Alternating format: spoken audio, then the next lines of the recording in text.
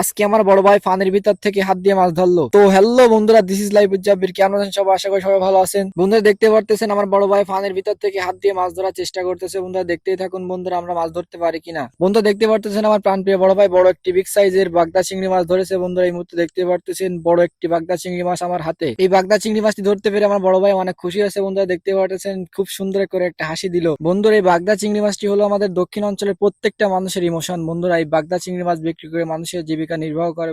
বন্ধুরা দেখতে পারতেছেন আমার বড় ভাই আরেকটি ছোট বাগদা চিংড়ি মাছ ধরে ছেড়ে দিল পানির ভিতর। দেখতে পারতেছেন বাগদা চিংড়ি মাছটি ছোট হয় তাই পানির ভিতর ছেড়ে দিল। বন্ধুরা দেখতে পারতেছেন বড় ভাই বাগদা চিংড়ি মাছ ধরার পর আরো মাছ ধরার চেষ্টা করতেছে। বন্ধুরা দেখতেই পারতেছেন অবশেষে বিগ সাইজের একটি টেংরা মাছ পেয়েছে বড় ভাই। আমাদের দক্ষিণ অঞ্চলে এই টেংরা প্রচুর পরিমাণে হয়ে থাকে।